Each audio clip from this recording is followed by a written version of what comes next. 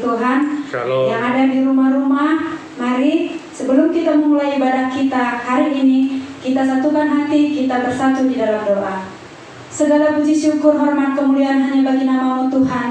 Kami bersyukur Tuhan untuk hari ini Tuhan, untuk ibadah kami Tuhan di minggu, di pencurahan Roh Kudus Tuhan hari ini. Kami percaya Tuhan Engkau ada di tempat ini, Engkau ada di rumah-rumah Tuhan. Dan kami percaya Tuhan setiap rumah-rumah tercurah Roh-Mu Tuhan Yesus, sehingga setiap kami boleh merasakan kuasa Allah, hadirat Tuhan mengalir di dalam nama Tuhan Yesus. Kami percaya kami boleh mengalami perjumpaan dengan Tuhan hari ini. Terima kasih Tuhan, terima kasih. Kami berdoa Tuhan untuk acara ibadah kami Tuhan hari ini Tuhan. Engkau ambil alih ibadah kami Tuhan. Dari awal pertengahan sampai akhir, hanya kuasa Allah saja yang ada Tuhan Yesus. Segala kuasa-kuasa, intimidasi Tuhan Yesus yang ingin mengganggu berjalannya ibadah kami hari ini, kami patahkan, kami hancurkan di dalam nama Tuhan Yesus. Biarlah hanya kuasa Allah saja yang ada di tempat ini. Urapi setiap hamba-Mu yang mengambil bagian Tuhan,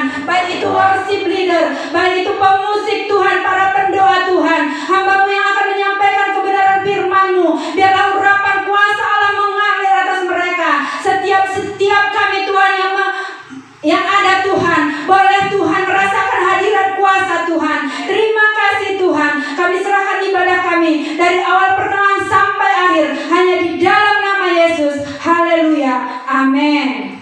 Mari kita sama-sama membacakan Mazmur 91.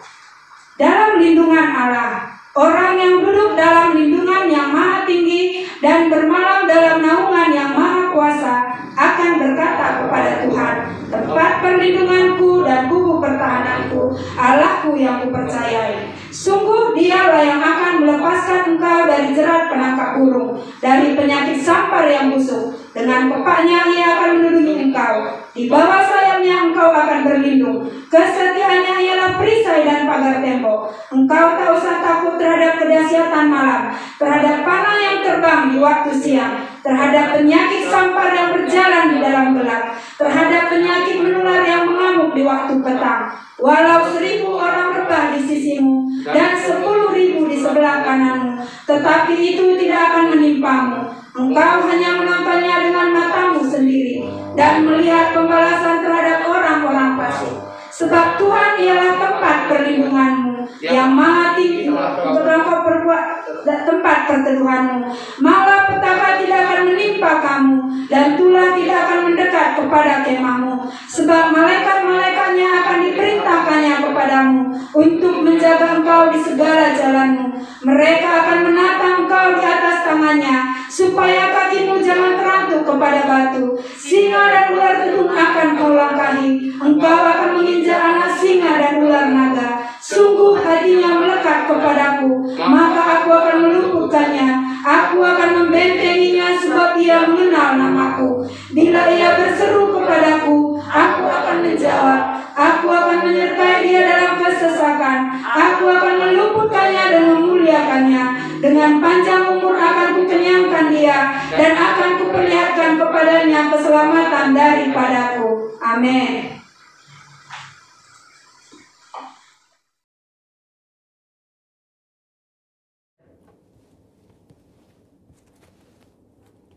Shalom semuanya, pada Voice of Pentecost hari ini kita akan membahas teguh berdiri karena ketulusan. Kata tulus atau integritas dalam Mazmur 41 berasal dari kata dasar Ibrani yaitu tom yang diterjemahkan sebagai tidak ada niatan jahat atau motivasi ingin mencederai orang lain. Secara manusia, kita menganggap wajar kalau kita dapat membalas orang-orang yang menyakiti atau mengkhianati hati kita. Bahkan Raja Daud dengan segala kelebihannya pun mencurahkan isi hatinya dengan memohon belas kasihan dan meminta Tuhan membelanya. Daud merasa layak memberikan hukuman dan membalas orang-orang yang memusuhinya. Namun Tuhan menjawab doa Daud dengan cara yang berbeda. Dalam Mazmur 41 ayat 13 berkata, "Tetapi engkau menopang aku karena ketulusanku. Engkau membuat aku tegak di hadapanmu untuk selama-lamanya."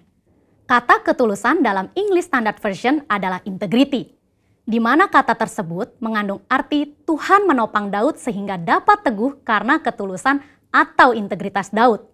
Tuhan meneguhkan Daud bukan untuk membalas dendam kepada musuh-musuhnya, melainkan ketulusan hati Daud untuk mengasihi musuh-musuhnya. Pengertian dalam ayat ini merupakan titik balik Daud. Daud menyadari bahwa pertolongan, kekuatan, dan perkenanan Tuhan datang karena ketulusan atau integritas Daud di mata Tuhan, bukan karena nafsu untuk melakukan pembalasan. Selain Daud, ada tokoh-tokoh di Alkitab yang berjalan atau hidup dalam integritas dan mendapatkan pertolongan Tuhan. Mari kita bahas. Yang pertama, Yusuf. Yusuf adalah orang muda yang mempertahankan integritasnya. Yusuf mengalami berbagai pengalaman yang buruk, namun Yusuf selalu berjalan dalam ketulusan hati. Ia mengalami kemenangan atas hal-hal yang buruk. Ketika dijual oleh saudara-saudaranya sebagai budak, ia dapat memilih untuk menyalahkan saudaranya, menyalahkan situasi, bahkan menyalahkan Tuhan. Ketika digoda oleh istri Potifar, Yusuf tetap berdiri teguh dalam integritas, menolak godaan untuk berbuat dosa. Akibatnya, Yusuf difitnah oleh istri Potifar dan dimasukkan ke dalam penjara. Di dalam penjara pun, Yusuf tetap disertai Tuhan karena senantiasa menjaga integritasnya.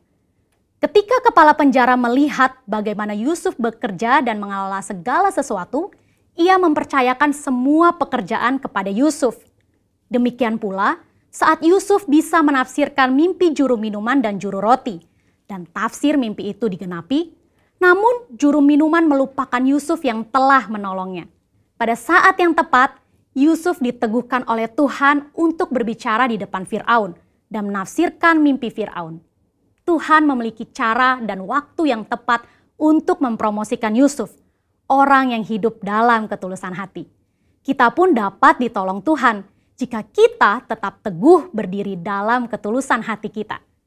Tokoh Alkitab yang kedua yaitu Daniel. Sebagai orang buangan yang ditawan di Babel, Daniel harus menuruti semua aturan Babel termasuk dalam hal makan dan minum. Namun Daniel memilih untuk tidak menajiskan dirinya dengan makanan dan minuman yang disantap raja. Itulah integritas.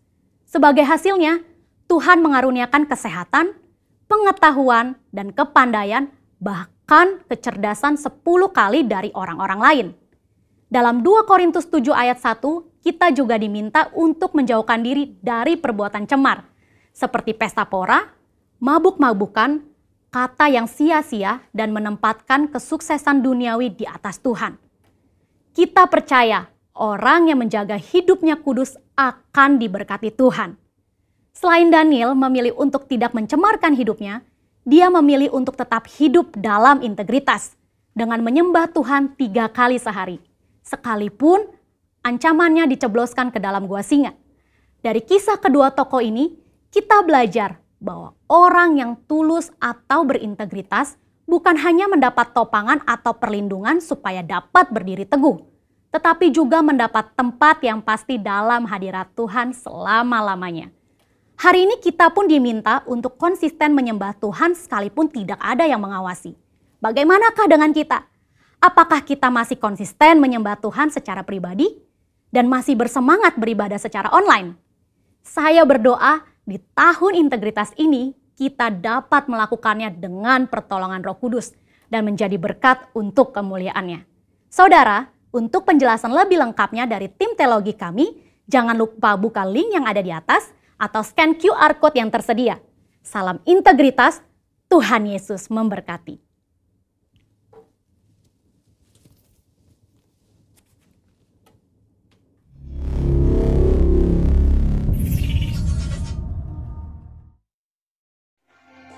Haleluya saudara, shalom. Kita mengucap syukur kalau saudara saat ini mempersiapkan waktu dan diri saudara untuk masuk ke dalam hadirat Tuhan lebih lagi. Mari saudara siapkan hati saudara. Dimanapun saudara berada saat ini, luangkan waktumu, persiapkan dirimu sungguh-sungguh, bahwa kau akan bertemu dengan Tuhan. Kau akan masuk dalam ruang maha suci-Nya Tuhan. Terima kasih Tuhan Yesus, terima kasih Bapa. Tuhan, kemanakah kami dapat pergi menjauhi Roh-Mu Bapa? Tidak ada yang bisa melepaskan kami dari kasih-Mu, karena Engkau sahabat buat kami. Hanya Engkau yang terdekat buat kami. Engkau ada di sekitar kami, Engkau ada di sekeliling kami. Biarlah Tuhan, saat ini kami datang ke hadirat-Mu sebagai wujud pengabdian kami kepada-Mu. Terima kasih Tuhan Yesus. Terima kasih Bapa. Haleluya. Kemanakah aku dapat pergi, menjauhi Roh-Mu yang suci? Kau sahabat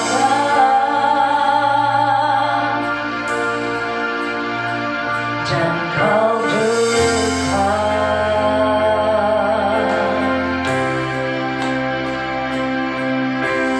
bahkan seluruh pengabdianku tak bisa membalas kesetiaan-Mu. Sungguh mulia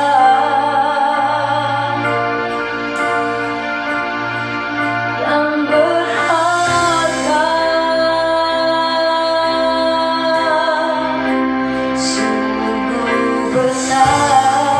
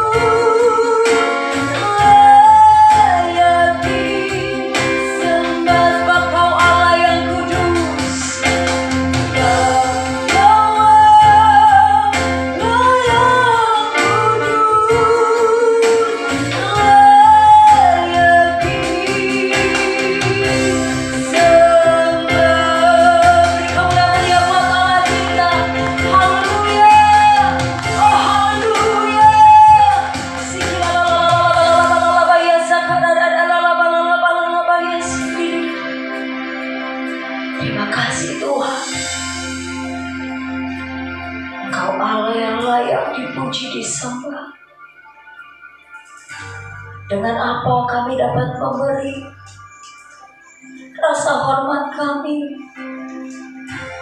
selain kami memuji menyembah Engkau dengan hati penuh ucapan syukur. Biarlah kami sungguh-sungguh menyiapkan waktu ini, menyiapkan kesempatan ini untuk beribadah datang ke hadirat-Mu Tuhan, untuk menyembah Engkau di dalam roh dan kebenaran. Dan saat ini Bapa, sebentar kami mau terus lagi memuji menyembah Engkau dengan penuh sukacita, karena kami percaya saat ini, saat kami beribadah di rumah-rumah Tuhan, kami merasakan kasih-Mu, kami merasakan hadirat-Mu nyata, kami merasakan kehadiran-Mu ada di tempat kami saat ini berada, Tuhan. Terima kasih Tuhan Yesus. Kami memuji muliakan Engkau bersorak-sorak dengan lebih sungguh-sungguh lagi. Mari saudara yang siap untuk menari bagi Allah kita dengan pengucapan syukur, sama-sama kita katakan amin, haleluya. Ada sukacita saudara, amin, haleluya. Mari saudara, kita menaikkan pujian. Bila roh Allah ada, maka sukacita, dan kita mau siap menari bagi Allah kita. Haleluya. Bila roh Allah ada di dalamku, ku kan menari seperti tidak menari. Bila roh Allah ada di dalamku, ku kan menari seperti tidak menari. Ku kan menari, ku kan menari, ku kan menari seperti tidak menari.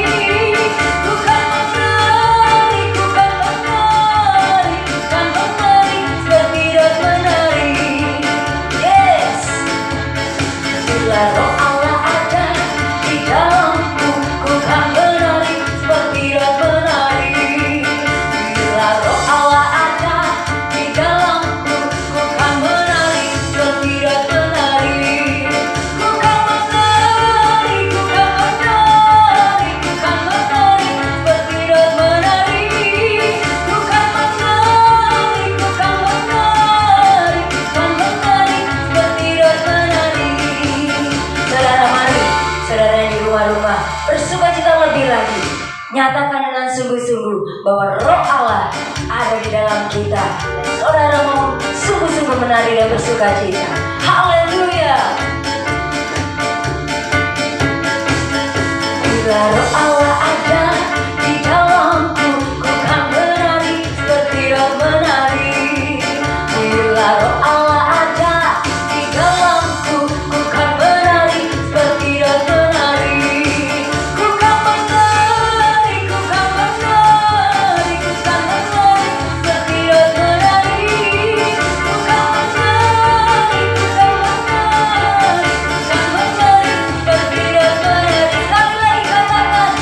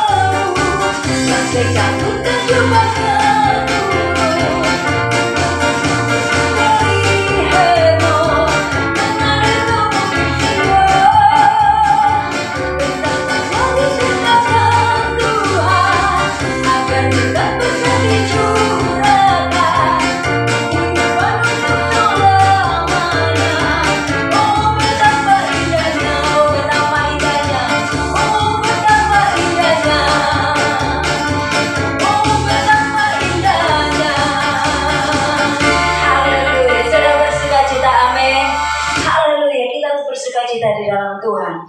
Mari saudara, sebelum kita mendengarkan firman Tuhan, kita mendeklarasikan Pentakosta ketiga. Apa yang dimaksud dengan Pentakosta ketiga? Pentakosta ketiga, 1. Pentakosta ketiga adalah pencurahan Roh Kudus yang dahsyat di zaman ini, melebihi yang terjadi di Azusa Street.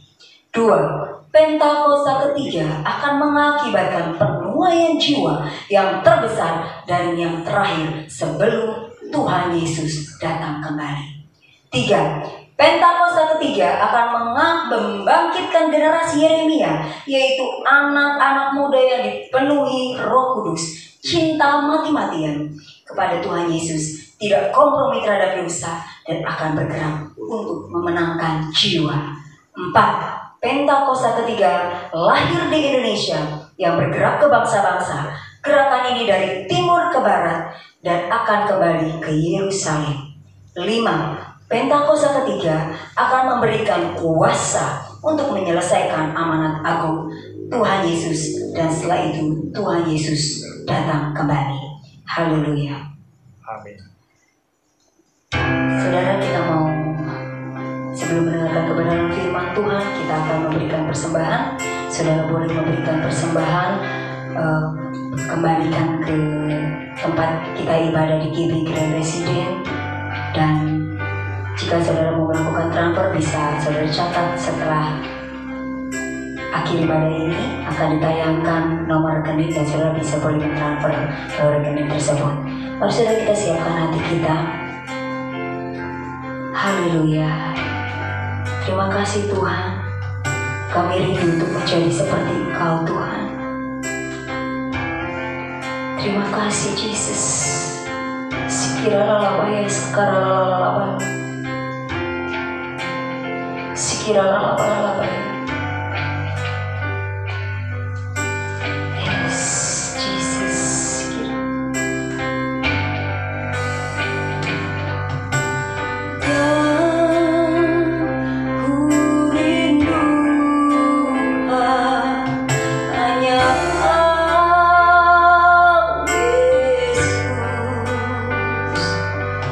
Nyatakan pribadi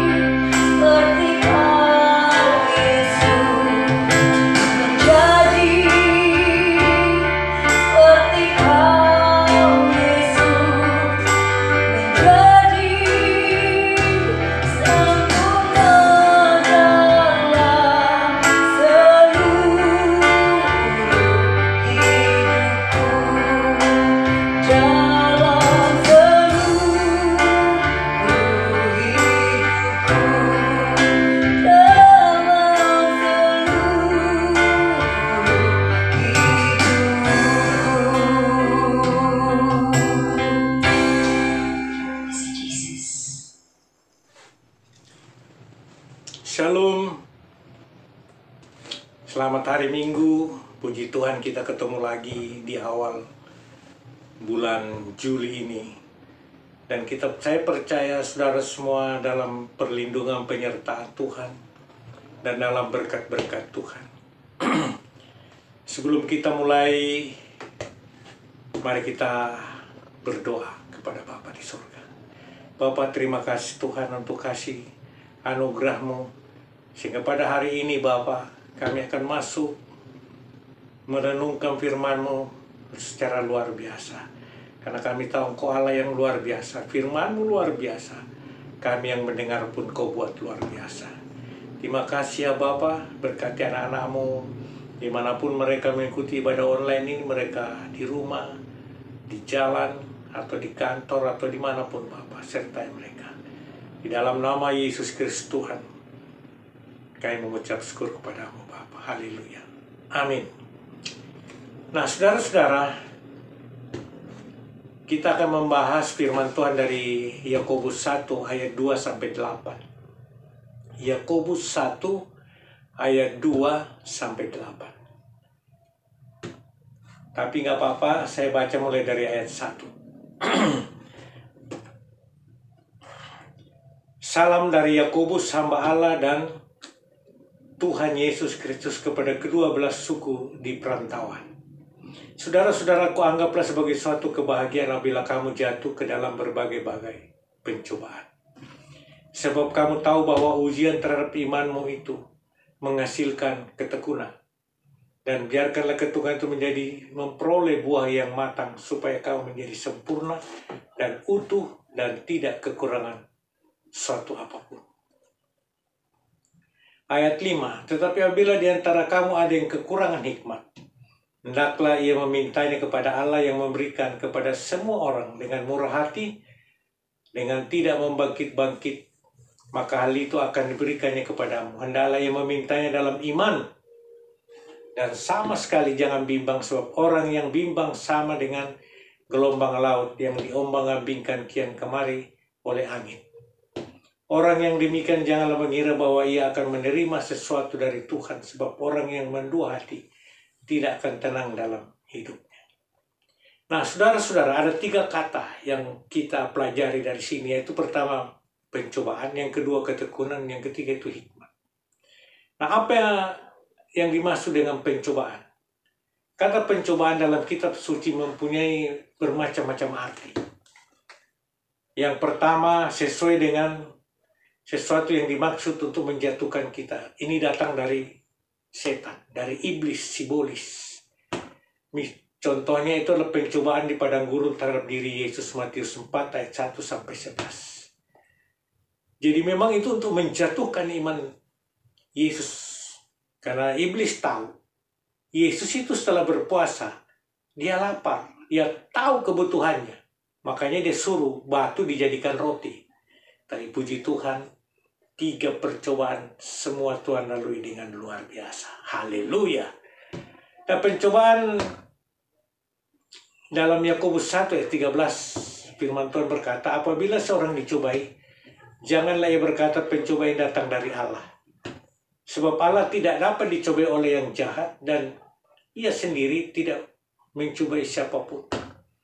Jadi kalau ada pencobaan itu tidak pernah dari Tuhan. Itu pasti dari iblis. Nah, yang kedua, sesuatu yang pencobaan itu adalah sesuatu yang dimaksudkan untuk menyucikan, mengangkat, dan menguatkan kita. Ini datang dari Tuhan dan biasanya seharusnya disebut ujian.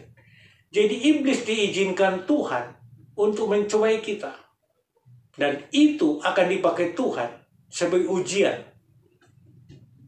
Nah, kemudian yang ketiga itu adalah gabungan antara A dan B, yaitu yang mau menjatuhkan dan sebagai ujian. Contohnya adalah Ayub. Setan dengan izin Tuhan menyerang Ayub dengan menggunakan bermacam-macam hal dan bertujuan untuk menjatuhkan Ayub ke dalam dosa. Tapi pada saat yang sama Tuhan menggunakan semua itu untuk menguatkan Ayub. Dalam Yakobus 1 ayat 2 ini, pencobaan yang dimaksud adalah pencobaan dalam arti poin B, yaitu untuk menguji kita. Jadi Tuhan izinkan pencobaan itu untuk menguji iman saudara dan saya. Pencobaan atau ujian datang dalam bentuk kesukaran-kesukaran, penderitaan-penderitaan. Dalam Alkitab versi terjemahan bahasa Indonesia sehari-hari, frasa anggaplah sebagai suatu kebahagiaan. Itu menggunakan frasa hendaklah kalian merasa beruntung. Jadi kalau seorang dicobai itu harusnya kita merasa beruntung kalau dalam Alkitab perjanjian Alkitab bahasa sehari-hari. Ketika seorang mengalami pencobaan, sebenarnya yang sedang beruntung karena terpilih dari sekian banyak manusia di dunia ini untuk dilatih menjadi semakin kuat dan bertekun dalam iman. Ketekunan yang suatu saat akan menghasilkan buah yang matang dan menjadi berkat bagi sesama kita. Itu dalam ayat 3 yang kita baca tadi. Sebaliknya orang yang tidak bersedia diuji oleh Allah melalui berbagai pencobaan, kondisi imannya pasti stagnan. Jadi kalau saudara tidak mau diuji, saya percaya iman kita itu tidak akan bertumbuh. Kondisi iman yang stagnan, ketekunannya tidak akan bertumbuh. Dan ia kehilangan kesempatan untuk menghasilkan buah dari ketekunan imannya. Jadi iman itu harus bertambah, dan semakin bertambah. Itulah sebabnya Yesus mengatakan jika imanmu sebesar biji sesawi, jadi iman itu bisa jadi besar. Jika tujuan pencobaan Allah untuk membuat kehidupan orang percaya semakin kuat, seharusnya kita pun dapat menyikapi pencobaan dengan benar. Karena setelah semuanya itu berlalu, kualitas hidup kita akan lebih baik. Nah, saya membaca dari suatu tafsir yang dikeluarkan oleh Reformed Injili. Dikatakan bahwa kalau dalam hidup saudara relatif tidak ada kesukaran, maka mungkin sekali saudara bukan anak Allah. Wah, ekstrem sekali ya. Atau mungkin saudara anak Allah yang hidup berkompromi dengan dunia. Padahal kita ini harus, firman Tuhan dalam Roma 12, janganlah kau serupa dengan dunia, berubahlah oleh pembaharuan budimu. Nah, sebaliknya kalau di hidup saudara penuh dengan kesukaran dan penderitaan, jangan terlalu cepat mengira bahwa ada dosa dalam hidup saudara. Jadi kalau kita menghadapi masalah problem, apa semua, jangan langsung, wah saya banyak dosa. Belum tentu. Memang bisa saja karena adanya dosa dalam hidup kita lalu dihajar oleh Tuhan dengan bermacam-macam kesukaran. Tetapi bisa juga Tuhan memberikan kesukaran, penderitaan bukan karena kita berdosa, tapi karena Ia mau menguji kita. Haleluya. Nah, macam pencobaan, kesukaran yang dihadapi orang Kristen. Dalam ayat 2 tadi kita mengatakan, dikatakan berbagai-bagai pencobaan. Jadi pencobaan, kesukaran itu bisa banyak jenisnya, saudara. Dan datang dalam bermacam-macam bentuk seperti problem ekonomi, pekerjaan, kesehatan, keluarga, studi, perjodohan, pergaulan, pelayanan, dan sebagainya.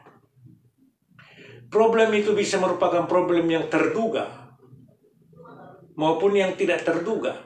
Problem yang tidak terduga itu secara implisit ditunjukkan oleh kata jatuh. Seperti dalam ayat 2 tadi bahwa anggaplah suatu kebahagiaan jika saudara jatuh ke dalam pencobaan. Jadi kita tidak sengaja, tiba-tiba kita itu ada masalah, kita jatuh. Tetapi saudara harus tahu, jangan langsung bilang, wah karena saya berdosa. Kita harus selalu berpikir positif, dan disitulah gunanya nanti kita akan bahas tentang hikmat Tuhan.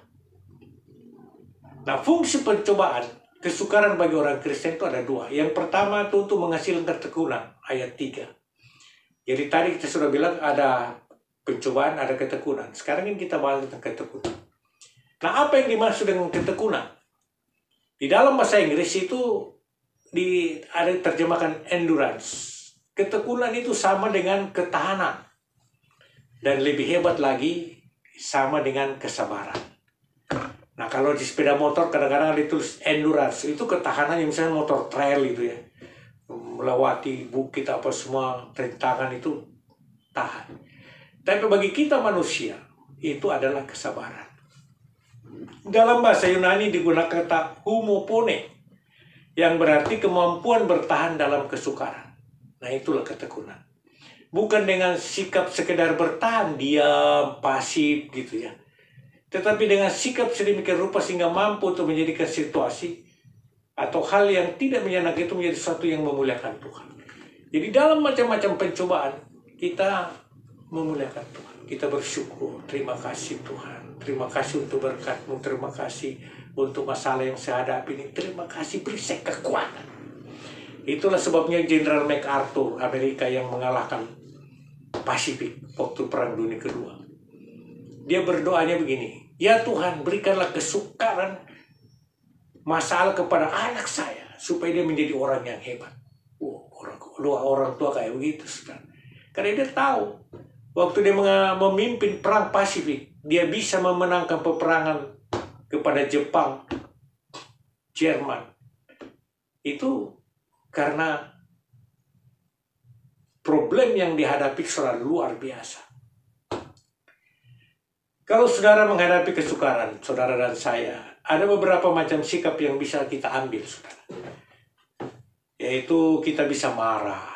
Wah Tuhan, saya sudah rajin ke gereja, saya sudah ngasih persembahan, saya sudah ini, kok masih begini. Nah itu marah.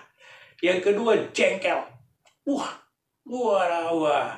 Bisa kita bilang, saya ini lebih, rajin doa, rajin ke gereja, rajin melakukan segala pelayanan dengan ini. Tapi kok ada orang itu tidak apa-ngapain, tapi dia tidak ada masalah. Saya kok banyak masalah. Nah itu namanya jengkel. Kemudian suka bersungut-sungut. Kalau saudara pelayan Tuhan lalu disuruh gembala saudara, tolong lakukan ini. Oh saya melulu, saya ini. Itu namanya bersungut-sungut. Lari ke dalam dosa. Saudara akhirnya karena masalah pergi curhat ke orang, akhirnya memang begini. Akhirnya menyalah-nyalakan orang, apalagi menyalahkan pemimpin saudara di gereja. Itu dosa, saudara. Mundur dari Tuhan ini yang paling celaka. Dia mundur, kalau gitu saya nggak mau lagi melayani, saya tidak mau jadi orang Kristen, saya mundur dari Tuhan. Atau bahkan murtad. Ini jelas bukan ketekunan. Ketekunan itu adalah kesabaran. Dalam situasi apapun, kita tetap sabar. Karena kita tahu segala sesuatunya itu ada waktu Tuhan untuk menyelesaikan problem kita. Haleluya. Nah yang kedua, pencobaan itu untuk menyucikan orang Kristen, kita semua. Dalam ayat 4. Ayat 4 menunjukkan tujuan pemberian sukarela itu supaya kau menjadi sempurna dan utuh dan tak kekurangan satu apapun. Jadi kita ini dicobai supaya diuji oleh Tuhan supaya kita ini sempurna. Dan karena kesempurnaan itu kita diberkati Tuhan. Mula-mula dari segi kerohanian, kemudian berkat materi itu akan mengikuti. Sama seperti emas harus dibakar supaya menjadi murni. Dan pohon anggur harus dibersihkan, dipangkas supaya lebih banyak berbuah. Itu kita bisa baca dalam Yohanes 15 ayat 2b. Yesus berkata, akulah pokok anggur, Bapakkulah pengusahanya. Semua ranting-ranting cabang yang tidak berbuah dipotong supaya dia berbuah lebat. Maka orang Kristen harus mengalami kesukaran supaya hidupnya bisa menjadi suci. Karena ada bermacam-macam dosa yang harus dibersihkan dari diri kita, seperti adanya perzinahan, sombong, kemalasan, iri hati, pelit, pemarah, cinta uang, dan sebagainya. Tuhan juga menggunakan berbagai-bagai pencobaan untuk membersihkan dosa kita yang bermacam-macam itu. Banyak hal mungkin perzinahan saudara tidak lakukan, tapi sombong. Kita selalu, saya kok rajin berdoa, ini orang nggak berdoa begini-begini. Saya begini-begini, wah. Ini sombong, saudara. Apalagi kalau saudara pelit. Di era pandemi ini, saya memperhatikan. Banyak di antara saudara-saudara tidak mempersembahkan, tidak memperhatikan lagi persembahan. Dulu ngasih perpuluhan, sekarang tidak ngasih. Dulu ngasih ucapan syukur, sekarang tidak ngasih. Dulu ibadah raya walaupun di saudara online harus ada persembahan. Sebab firman Tuhan katakan, janganlah datang menghadap kepadaku dengan tangan hampa. Dan jangan saudara sekali-kali, nanti gampang lah itu gampang. Enggak. Sudah harus bertahap. Bukan soal jumlah, tapi kedisiplinan. Itu mencerminkan ketaatan kita, kesetiaan kita, cinta kita kepada Tuhan. Orang yang kita kasih sayang di dunia ini, kalau kita sayangi. Wah, kita betul-betul menyenangkan di apa yang ini. Makanan kita tanya mau makan apa, mau pakai baju apa, butuh apa. Apalagi Bapa di sorga yang sudah menyerahkan anaknya untuk menebus dosa kita.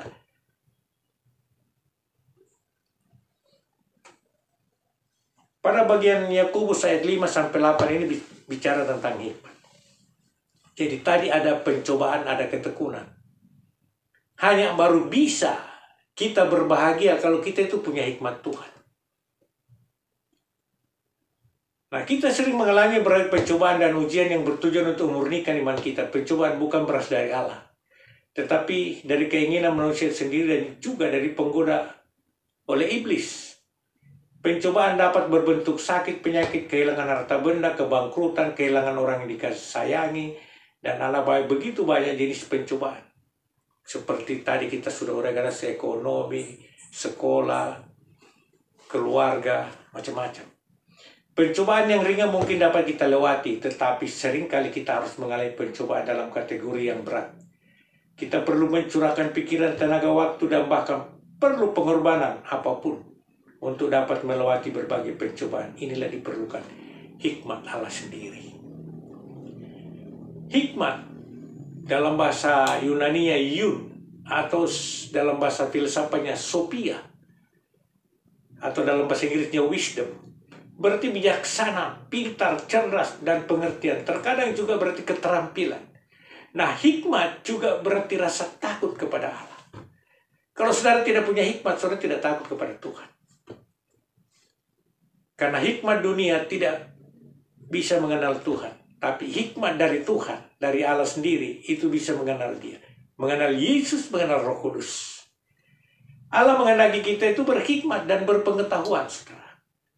Memang seringkali Allah manggil kita yang bodoh menurut dunia, tetapi Allah akan memberikan hikmahnya untuk mempermalukan orang-orang dunia yang merasa pandai, sebagaimana ditulis Rasul Paulus dalam 1 Korintus 1 ayat 26 dan sampai 29. Bahwa Tuhan mempermalukan orang-orang yang pintar dengan mengangkat orang-orang yang bodoh menjadi pelayannya. Dan dia dipenuhi dengan hikmat Tuhan sehingga dia bisa mewartakan tentang kerajaan Allah di muka bumi ini. Nah, kesimpulannya, mengapa harus berbahagia ketika kita dicobai Tuhan? Yang pertama, kita orang yang terpilih, yang senang diuji supaya kita naik level. Saudara tahu, tentara TNI itu tidak pernah terima langsung orang jadi Kopassus. Tidak pernah orang terima langsung jadi Kostrat, infanteri. Tapi dia terima dari tentara biasa maupun akabri itu, nanti dilihat kemampuannya, lalu diuji, baru diangkat jadi Kostrat, komando cadangan strategis. Lalu dari Kostrat itulah diuji lagi, baru diangkat menjadi Korps Pasukan Khusus, Kopassus. Sama di Kopashas Angkatan Udara maupun di Marinir, di Angkatan Laut. Jadi tahapannya itu ada, saudara. Jadi kalau saudara mengalami pencobaan, jangan langsung negatif pikiran kita. Tapi mari kita memakai hikmat Tuhan dan bersyukur kepada Tuhan. Karena mungkin itu ujian. Saudara dan saya terpilih untuk diuji, untuk dinaikkan levelnya. Yang kedua, mengapa kita harus berbahagia kita mengalami pencobaan? Karena ujian iman itu akan membuat kita tekun. Kita menjadi sabar terhadap Tuhan. Wah, ini dahsyat. Kalau saudara memperhatikan 9 buah roh dalam Galatia 5 ayat 22-23. Kasih, sukacita, damai sejahtera. Maka sebelum kebaikan, di atasnya itu adalah kesabaran. Kenapa? Karena banyak orang baik tapi tidak sabar. Nah, yang Tuhan mau sabar dalam segala hal. Sabar menantikan Tuhan Yesus datang menjemput kita.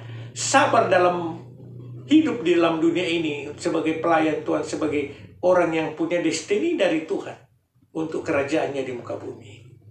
Sabar dalam segala hal. Itu yang Tuhan. Yang ketiga, mengapa kita harus berbahagia ketika kita mengalami pencobaan? Karena kita akan menerima hikmat Tuhan untuk mengerti rahasia Tuhan atas kita. Atas apapun di muka bumi ini yang Tuhan kehendaki, Dia akan berikan kepada kita. Nah itulah saudara-saudara, jadi pencobaan itu menghasilkan ketekunan. Ketekunan ini akan memberikan kepada kita itu hikmat. Karena kita sabar dan kita menerima hikmat dari Tuhan. Sehingga ketika pencobaan datang, kita akan diberitahu Tuhan. Saya dulu waktu tahun 2006 itu, macam-macam pencobaan. Luar biasa, saudara. Saya waktu itu sudah jadi pelayan Tuhan, jadi kepala bidang doa dan misi di gereja lama saya. Dan ketika dalam pencobaan saya betul-betul kayak tidak kuat, saya berdoa, Tuhan, gimana ini Tuhan? Apa jawab Tuhan? Kau harus lalui. Kau harus lalui semua. Jadi saya, oleh karena dia bilang gitu, saya semangat, saudara. Sakit penyakit, tidak punya uang. Padahal anak 3 sekolah. Kemudian pelayanan saya itu dilecehkan banyak orang. Tapi nggak apa-apa. Saya percaya. Kalau saya hari ini jadi gembala, saudara, jadi pemimpin di gereja, saudara. Itu semua karena saya sudah lalui. Saya lalui pencobaan sampai hari ini pun terus dicobai. Diuji oleh Tuhan. Dan terus diberikan hikmat untuk mengerti segala sesuatu. Tuhan Yesus memberkati. Mari kita berdoa. Bapa, terima kasih Tuhan untuk firman-Mu pada hari ini. Biarlah firman Tuhan itu bekerja terus dalam hidup kami. Menjadi rema dalam kehidupan kami. Dan menyertai kami. Sehingga kami senantiasa akan bernyanyi.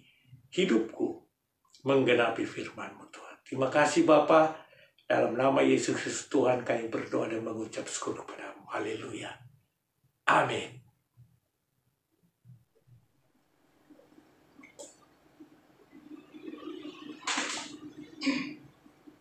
Saudara-saudara, mari kita masuk dalam perjamuan kudusnya Tuhan.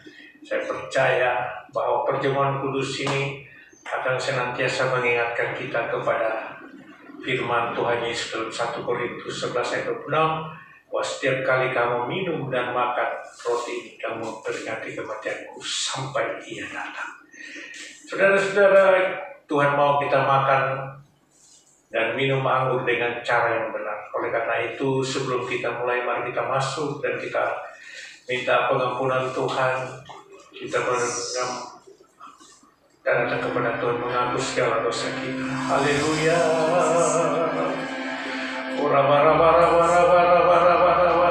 Ampuni kami ya Tuhan. Kami akan menyatu dengan tubuh dan darah-Mu Tuhan Yesus. Ampuni segala dosa kami. Ampuni kami ya Bapa, manusia yang banyak kesalahan ini. Baik kepada Engkau pencipta kami, Tuhan kami, Allah kami, Juru Selamat kami, maupun kepada kami sesama kami manusia, Tuhan. Kepada saudara kami, kepada suami, kepada istri, kepada sahabat kami. Bapa, ampuni kami ya Tuhan, sehingga kami kudus di hadapan-Mu Tuhan. Dan kami layak sehidangan dengan Engkau Tuhan Yesus dalam perjamuan kudus ini. Terima kasih ya Bapa, dalam nama-Mu, dalam kuasa-Mu Tuhan. Kami masuk dalam perjamuan kudus. Haleluya. Amin.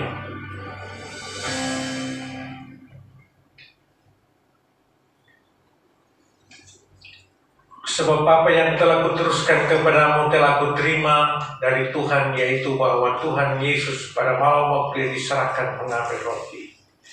Mari kita angkat roti kita.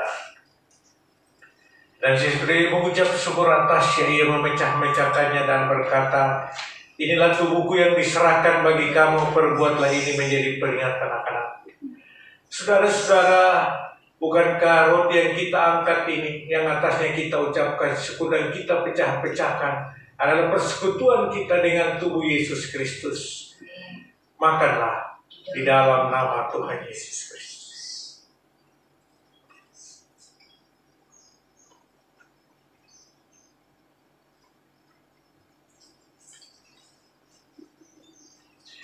Demikian juga yang mengambil cawan sudah makan lalu berkata, mari kita angkat cawan kita.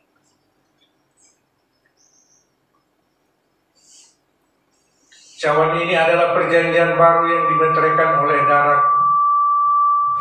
Perbuatlah ini setiap kali kau minumnya menjadi peringatan akan aku. Saudara-saudara yang dikasihi Tuhan, bukankah cawan yang berisi anggur ini adalah Dan atasnya kita ucapkan syukur ada persekutuan kita dengan tubuh Yesus, dengan darah Yesus Kristus. Minumlah di dalam nama Tuhan kita Yesus Kristus.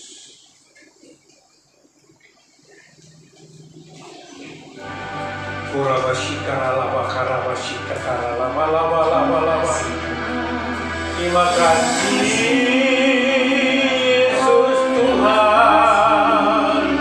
Terima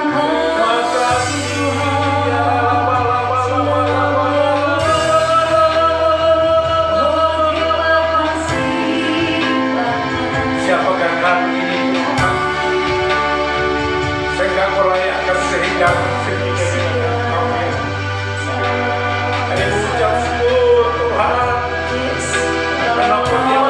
segala kesalahan kami, Kau mengampuni kami ya Aba.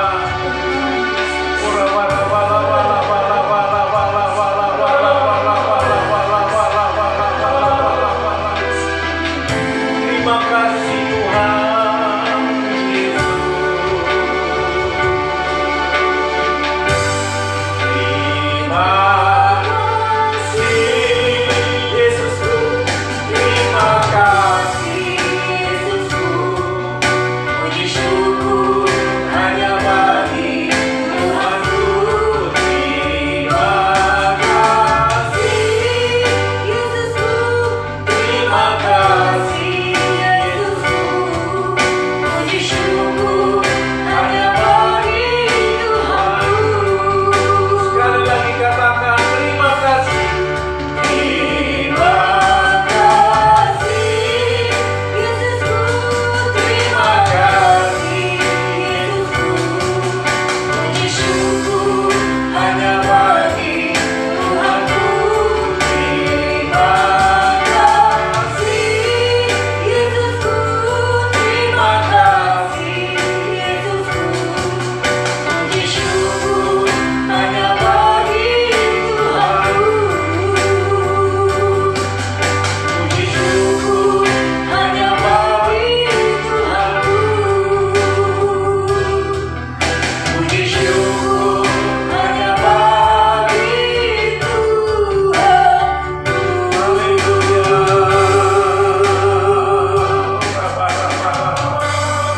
Engkau yang haus akan kuasa Tuhan, yang rindu mujizat Tuhan dalam hidup.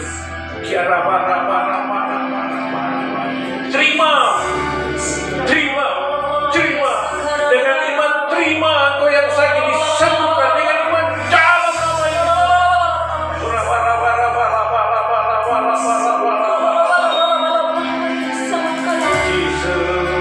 Terima kasih Tuhan. Terima kasih Bapa. Kami telah berizinkan sehidangan dengan Engkau. Terima kasih Tuhan. Terima kasih dalam nama Tuhan Yesus. Kuasa-Mu hinggap di dalam hidup setiap anak-Mu, dalam rumah tangga, dalam pekerjaan, dalam usaha, dalam lingkungan anak-anak-Mu mereka berada Tuhan. Terima kasih dalam nama Tuhan Yesus kami berdoa dan mengucap syukur. Haleluya. Amin.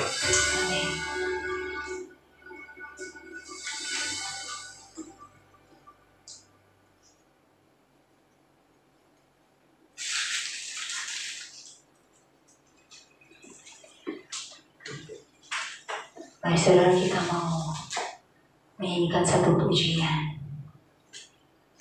Haleluya. Untuk menanggapi kebenaran firman Tuhan yang tadi boleh disampaikan. Haleluya Jesus.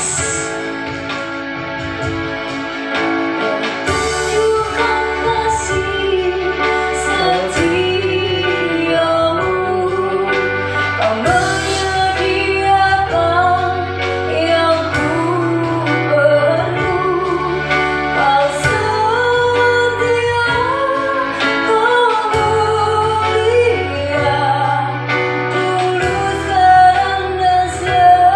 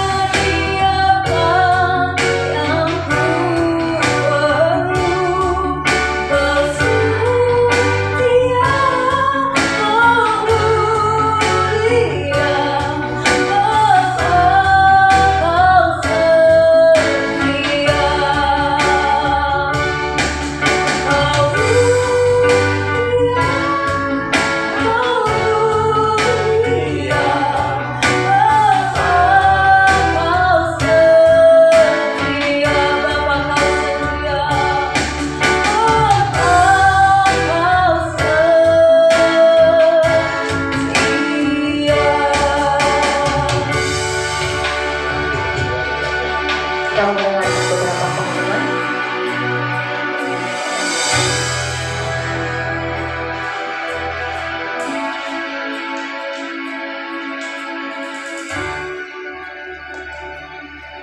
Kita bersatu di dalam doa. Bapa kami di dalam sorga, kami bersyukur Bapa untuk hari ini. Dimanapun kami berada, melakukan ibadah online di rumah kami masing-masing, kami percaya Tuhan tidak mengurangi hadirat-Mu. Kami senantiasa merasakan hadirat-Mu ya Tuhan. Terima kasih Tuhan, terima kasih Yesus. Terima kasih Bapa di dalam sorga. Terima kasih Tuhan untuk hari ini kami telah mendengarkan firman-Mu. Dan Tuhan yang memberkati Bu Kristin yang telah menyampaikan firman-Mu ya Tuhan. Berkati kehidupan pelayanannya, anak-anaknya, suaminya Tuhan berkati. Dan kami juga bersyukur pada hari ini Tuhan, di mana kami telah melaksanakan menerima perjamuan kudus. Tuhan kami percaya, kuduskan kami Tuhan. Engkau melayakkan kami bersatu dengan tubuh dan darah-Mu. Terima kasih Bapa, terima kasih Roh Kudus. Bapa di dalam surga kami juga bawa ke dalam doa. Bapak Gembala kami di tempat ini ya Tuhan. Pak Nathan Karangan beserta istri Bu Agnes dan ketiga anak cucunya Tuhan Yesus. Kami percaya Tuhan mereka senantiasa dalam lindungan Tuhan. Apapun yang menjadi permasalahan dalam hidup mereka, bagi anak-anaknya, Tuhan memberkati, Tuhan mengurapi setiap rumah tangganya ya Tuhan. Tuhan, apapun yang menjadi visi misi Bapak Gembala kami di tempat ini Tuhan, biarlah kehendak-Mu yang terjadi. Tuhan kami percaya, kalaupun pelayanan mereka senantiasa keluar dari kota Bekasi Tuhan, itu semua adalah rencana Tuhan, itu semua adalah petunjuk Tuhan. Kami percaya Bapa, Tuhan memberkati setiap perjalanan mereka, pelayanan mereka dimanapun berada. Terima kasih Bapa, terima kasih Roh Kudus, berkati kesehatan, panjang umur Tuhan berikan. Tuhan kami juga tidak lupa berdoa untuk Bapak pembina kami, Bapak Niko Nataro Harjo ya Tuhan, beserta keempat wakilnya dan keluarganya Tuhan memberkati.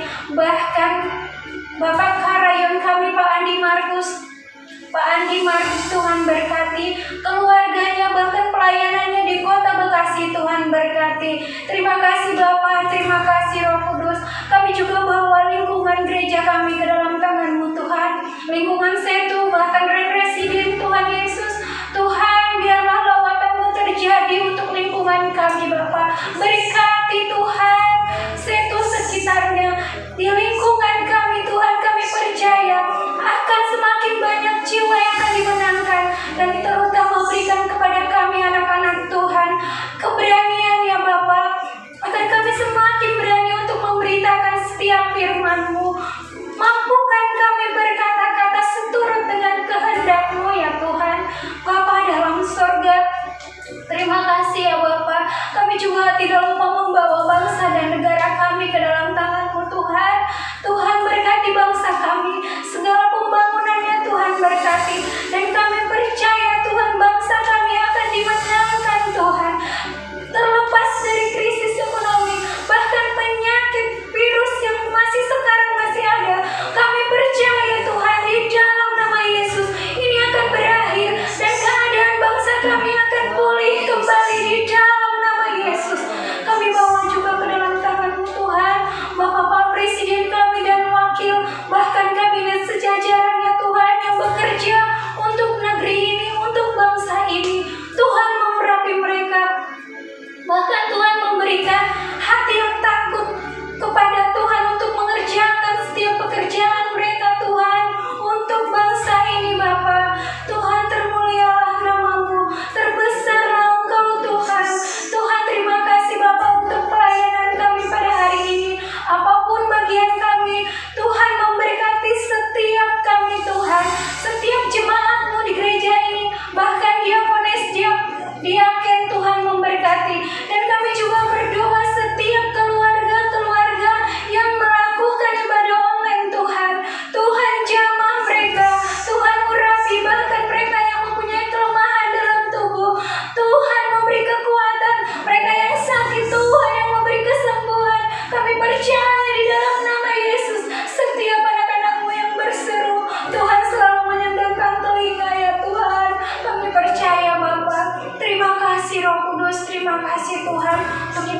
kami pada hari ini. Biarlah tangan Tuhan yang senantiasa terulur bagi kami, dan kami serahkan hidup kami ke dalam tangan-Mu. Sebelum kami mengakhiri ibadah kami ini Tuhan, kami rindu menerima berkat yang disampaikan oleh hamba.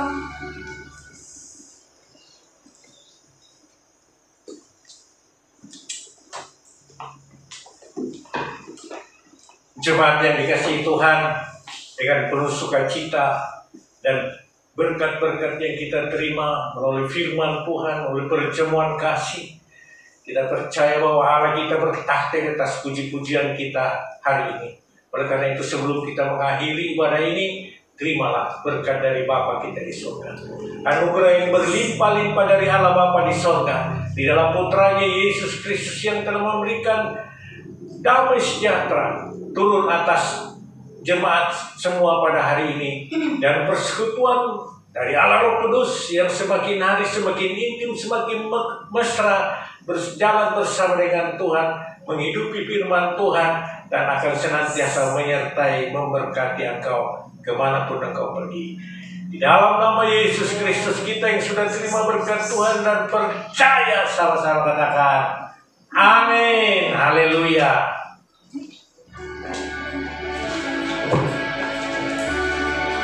Kasih